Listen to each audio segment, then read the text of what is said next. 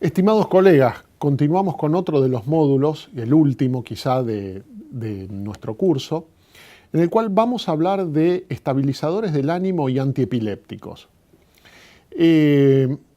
Entendiendo que los antiepilépticos, del modo en que yo los voy a presentar, es cómo son utilizados en el manejo del trastorno bipolar. Y acá permítanme arrancar con uno de los puntos, quizás no tan cerca de lo que es la farmacología o la terapéutica, sino del diagnóstico, que es que vivimos en una época que es de la bipolarización.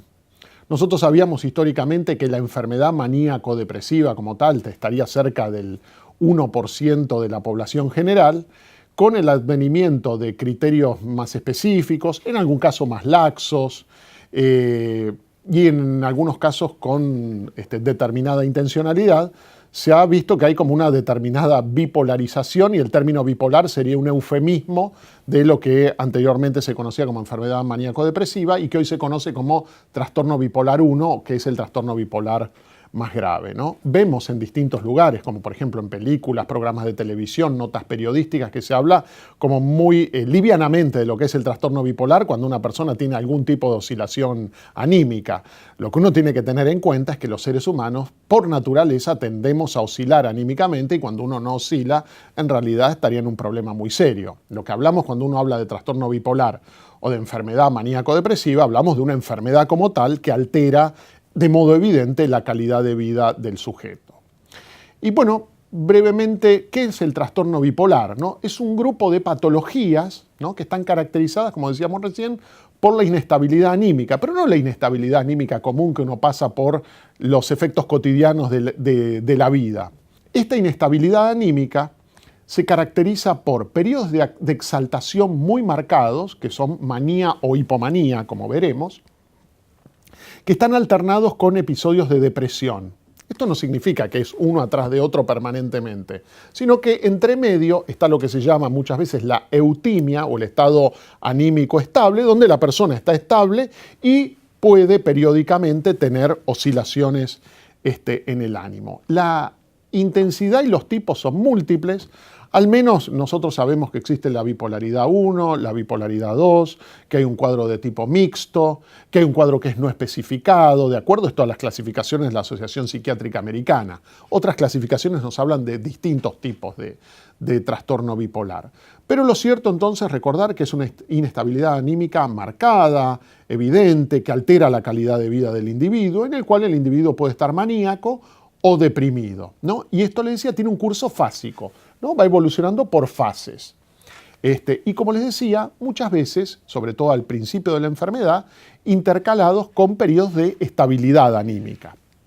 Ahora bien, la depresión, todos los clínicos sabemos a qué nos referimos cuando hablamos de un cuadro depresivo, porque estamos habitualmente expuestos a este cuadro. Ahora, ¿la manía qué es? La manía en sí misma.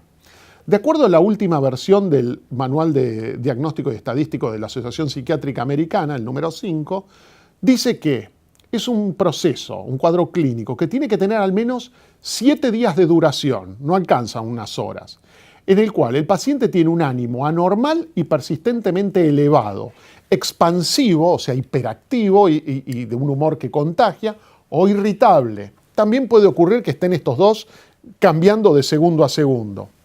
Hay un aumento en la actividad y la energía, el paciente está hiperactivo y enérgico, puede pasar incluso días sin dormir en plena actividad frenética, y tiene que tener, de acuerdo a la Asociación Psiquiátrica Americana, 3 o más de los siguientes puntos, que es aumento de la autoestima, puede ir desde sentirse mucho mejor hasta sentir que es el salvador del universo o el Mesías, hay menor necesidad de sueño, hay verborragia, hay fuga de ideas, o sea, el pensamiento se altera y se acelera de tal modo que el paciente, la velocidad de las ideas no se corresponde con la velocidad con la que habla. Entonces el paciente pierde ideas en su discurso, muchas veces haciéndose prácticamente incomprensible el discurso. Se distrae muy fácilmente, hay una hiperactividad que en algunos casos puede ser productiva y en otras improductiva. Y son pacientes que, por su propio estado anímico, se involucran en conductas de mucho riesgo. Andar a altísimas velocidades, a tener conductas temerarias, a generar peleas. O sea, el paciente se involucra en este estado en conductas de riesgo. No tiene que estar mediada por sustancias, al menos la manía como tal, ¿no? Hay muchos cuadros maneiformes que pueden ser inducidos por estimulantes como por ejemplo la cocaína, la metanfetamina, etc. Y además dice que en algunas ocasiones, no de modo infrecuente, la manía puede cursar con síntomas psicóticos, que pueden ser congruentes al estado de ánimo, ¿no? La persona que se siente, ¿no?, tan eufórica, tan placentera, tan excedida, puede decir del modo delirante que es el nuevo Mesías, por ejemplo. No es digamos, los contenidos mesiánicos o místicos en este tipo de cuadros o megalómanos no son infrecuentes. Y en este cuadro puede también tener síntomas psicóticos no congruentes al estado de ánimo. O sea, en todo un estado eufórico, tener, supongamos, delirios de persecución. Este tipo de delirios o de síntomas psicóticos no congruentes con el estado de ánimo son de mayor riesgo, ¿no? Implican un mayor riesgo en la evolución e incluso un mayor riesgo de conductas auto o heteroagresivas, o sea, de suicidio o de agresión hacia terceros. Y también existe un cuadro descrito por el DSM-5, que es la hipomanía, que es un cuadro de menor intensidad que la manía, muy parecido, pero que puede durar hasta 4 días y que no tiene síntomas psicóticos, ¿no? La hipomanía, cuando está presente, en general, hipomanía-depresión configura lo que se llama el trastorno bipolar 2. Pero no me quiero exceder demasiado en esto, sino dejar un punto, ¿no?, de referencia de por qué se utilizan los medicamentos que vamos a desarrollar en esta clase. Bueno, ¿cuál es el objetivo de los fármacos que uno utiliza para el tratamiento de estos compuestos? En un punto es regresar al estado de estabilidad anímica, o sea, que el paciente salga tanto de la manía o de la depresión y que regrese a su funcionamiento habitual. Y también, y no un punto menor, hay fármacos con los que uno busca mantener la estabilidad a través del tiempo, o sea, que no reaparezcan estos episodios de descompensación, tanto maníacos como depresivos. Bien, ¿cuáles son las drogas que se utilizan para el trastorno bipolar? Los antipsicóticos, por ejemplo, el haloperidol se utiliza para la manía, la quetiapina, que se utiliza también para la depresión bipolar, que es un tema complejo. ¿Por qué? Porque la utilización de antidepresivos en el trastorno bipolar, incluso en la fase depresiva, aumenta el riesgo de descompensación del cuadro y de producir un cuadro que se llama viraje maníaco o switch maníaco, en el cual el paciente pasa de la depresión a la manía inducido por el antidepresivo. Hay ocasiones en las que algunos médicos utilizan en determinados cuadros los antidepresivos, pero siempre en el contexto del menor tiempo posible, en dosis bajas y acompañado de estabilizadores del ánimo. Y después tenemos la olanzapina, que se utiliza también para la manía aguda y se ha aprobado para la estabilidad del cuadro, como antirrecurrencial o estabilizador del ánimo. Después están los antiepilépticos, que se utilizan como estabilizadores de ánimo o antimaníacos, que tenemos la lamotrigina, que es una droga que se utiliza como estabilizador del ánimo, la carbamazepina, que veremos ya sus indicaciones en el trastorno bipolar, pero que no es estabilizador del ánimo, y el valproato de sodio con la misma característica. Y luego tenemos el estabilizador del ánimo por excelencia, que es el carbonato de litio, que lo veremos en la clase siguiente. Bien, partimos con la lamotrigina, o sea, es una droga que se utiliza como antiepiléptico, pero que también está indicada para el tratamiento de la enfermedad bipolar. Está indicada como estabilizador del estado de ánimo en el trastorno bipolar, o sea, para poder mantener la estabilidad, y es el primer medicamento después del litio, o sea, del viejo litio, el viejo carbonato de litio, utilizado al menos desde la década del 50, en haber sido aprobado por la FDA para el mantenimiento del trastorno bipolar 1, o sea, para mantener al paciente. ¿Cuál es el mecanismo de acción farmacológico? En realidad es desconocido, se infieren algunos tipos de acción que pueden tener estos compuestos. Entre ellos es que inhibe la corriente de sodio en las neuronas y en los axones. De este modo, lo que hace, bloqueando canales de sodio y de calcio, bloquea la transmisión neuronal y de este modo disminuye la liberación de neurotransmisores particularmente excitatorios. Entonces, la neurona dispara a una menor frecuencia o queda inhibida en el disparo, no libera neurotransmisores excitatorios, por lo tanto eso sería una de las razones por la cual es eficaz como antiepiléptico. Disminuye la cantidad de excitación en el cerebro. En relación al mecanismo que pudiera estar involucrado en la estabilidad anímica en el trastorno bipolar, la realidad es que es desconocido, no lo tenemos todavía a ciencia cierta. ¿Cuáles son las características farmacológicas de esta droga? Tiene unas características interesantes. Primero, que tiene una vida media de prácticamente una vez al día, es una droga que puede indicarse tranquilamente una vez por día sin mayores problemas. Y desde el punto de vista metabólico tiene una ventaja, que es que se glucuroniza. La glucuronización lo que hace es rápidamente producir un metabolito inactivo que puede ser excretado del cuerpo del organismo rápidamente. Y además la glucuronización es uno de los últimos pasos que se altera en un paciente con insuficiencia hepática. Además hay que tener en cuenta que la glucuronización no es únicamente hepática, sino que es extrahepática. Entonces, en pacientes que pudieran estar afectados de su hígado, por ejemplo, por insuficiencia hepática, por ejemplo, no es infrecuente que los pacientes con trastorno bipolar tengan grandes consumos de alcohol y pudieran tener un daño hepático. Sería una droga en estos casos adecuada para ser utilizada porque sería correctamente metabolizada. Y ahora vamos al punto más interesante y creo que el punto por el cual el clínico tiene que estar ducho, porque es una droga eficaz. Es una droga que en general es bien tolerada, pero en ocasiones puede tener efectos adversos graves y que ocurren como tal. Y el número uno en esto, los más temidos, son los efectos adversos dermatológicos que pueden ocurrir con la lamotrigina. En estos casos se ha visto que cuadros severos que se comportan prácticamente como un gran quemado, como el cuadro de Steven Johnson, ocurre del 0,08 al 0,3 de los adultos tratados. Es un cuadro muy temido, donde se pone en juego la vida del paciente, que evidentemente no ocurre con mucha frecuencia este cuadro más grave, pero la realidad es que la farmacodermia, que esto implica las reacciones dermatológicas más benignas, se observan con mucha mayor frecuencia que, afortunadamente, que este cuadro de Steven Johnson. Generalmente las farmacodermias, incluyendo el Steven Johnson, ocurren entre la segunda y la octava semana de tratamiento y parecieran estar relacionadas a la velocidad de incremento de la dosis, o sea, la titulación o la velocidad con la que uno incrementa la dosis. O sea que el mayor riesgo estaría cuando se asocia con valproato, lo veremos en mayor detalle cuando veamos ahora la droga, en la clase siguiente, la droga denominada valproato, cuando no se respetan las dosis iniciales de titulación, ¿no?, como decíamos recién. ¿Y qué es lo que debe hacer? Cuando uno debe advertir al paciente que al primer signo de picazón, urticaria o rash, debe suspender la medicación, sin ningún lugar a duda.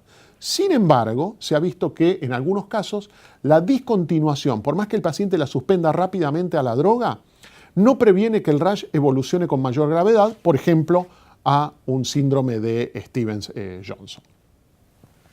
Bien, ¿qué otros efectos adversos puede tener? Hay un cuadro que se llama DRESS, que es un cuadro muy temido, ¿no?, e inducido en este caso por la lamotrigina, en el cual implica un cuadro que se caracteriza por la presencia de eosinofilia con síntomas sistémicos. Por ejemplo, el paciente tiene rash, fiebre, linfadenopatías, puede tener hepatitis, discrasias sanguíneas y una falla multiorgánica aguda, lo cual pone al paciente en un verdadero riesgo. Este es un cuadro muy temido, por suerte no es frecuente, pero que uno tiene que tener en cuenta que este cuadro puede aparecer.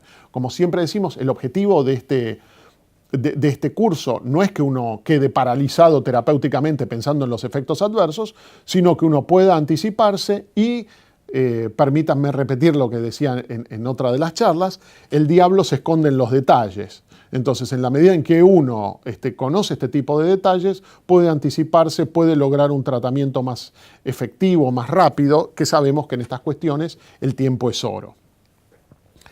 Otro cuadro que se ha descrito, pero que en la realidad no he tenido oportunidad de ver, a pesar de ser un medicamento que se prescribe mucho, es el cuadro de meningitis aséptica, que puede ocurrir con este tipo de compuestos.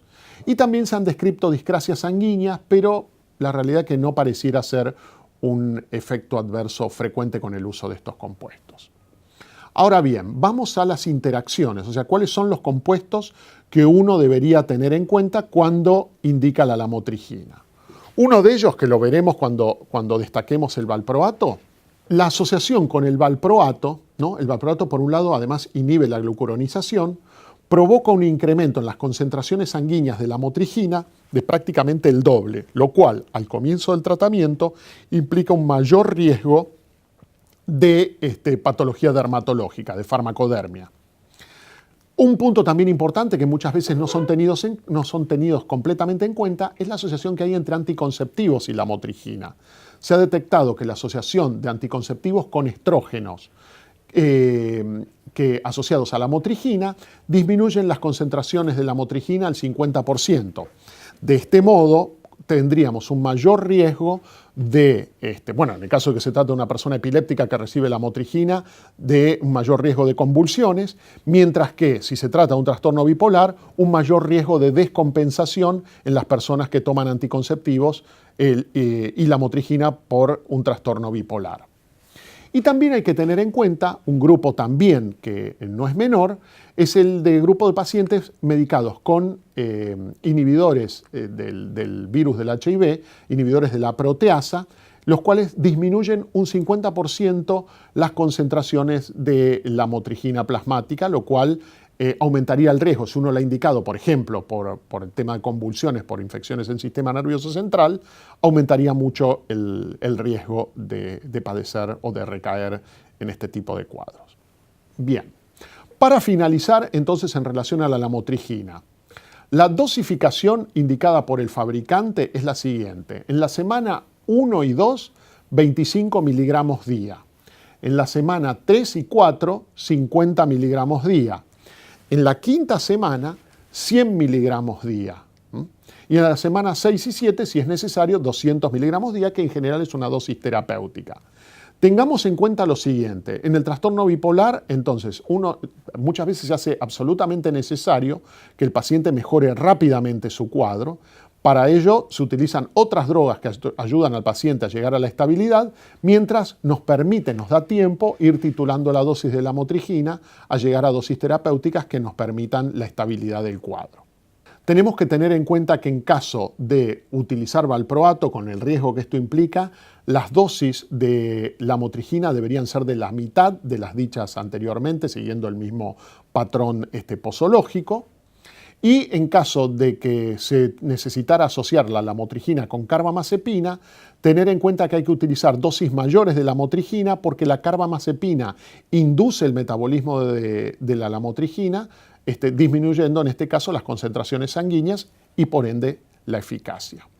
Entonces, en resumen, la lamotrigina es una de las drogas utilizadas en el trastorno bipolar para la estabilidad del cuadro como estabilizador del ánimo, teniendo en cuenta que es una droga segura cuando es bien indicada, que hay que seguir un patrón preciso de prescripción, no hay que adelantarse con las dosis porque aparecerían los efectos adversos más frecuentes y en algunos casos los más temidos, que son los dermatológicos, y el más temido sería el síndrome de Stevens-Johnson o el DRESS, que implica incluso hasta una falla multiorgánica con el riesgo que eso implica para la vida del paciente.